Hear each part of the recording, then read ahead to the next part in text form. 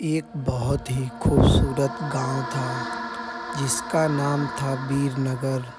यहाँ सभी लोग बहुत खुशी खुशी से रहा करते थे। गांव में सभी कुछ अच्छा चल रहा था और इसी बीच अमेरिका से एक फैमिली अपने पुश्तैनी घर में रहने आती है। उस परिवार में पति पत्नी और उनका छोटा सा बेटा था जो अपनी हवेली में रहने आए थे। सभी के आते ही गांव वालों में खुशी की लहर दौड़ पड़ी, क्योंकि यह फैमिली कोई और नहीं बल्कि इसी गांव में रहने वाले एक पुराने जमींदार की थी और गांव वाले उनकी बहुत इज्जत करते थे। सब कुछ ठीक चल रहा था, लेकिन अचानक एक दिन इस परिवार के बच्चे की तबीयत बिगड़ने लगती है। सभी को लगता है कि मौसम का परिवर्तन हुआ होगा, लेकिन बात तो कुछ और ही थी। धीरे धीरे लड़के का चेहरा नीला पड़ने लगा।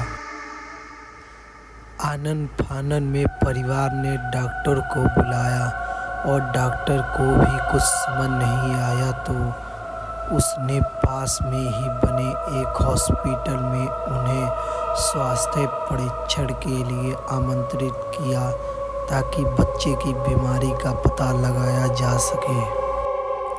परिवार ने डॉक्टर की सलाह अनुसार अस्पताल जाना जरूरी समझा।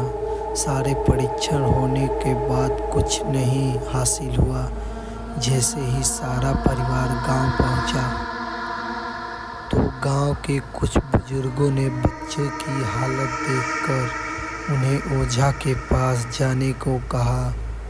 आज भी गांव में पुरानी रीति रिवाज के अनुसार झाड़ फूंक करके इलाज करने की प्रथा कायम है। परिवार के सभी सदस्य बच्चे के लिए ओझा के पास भी जाने को तैयार हो गए।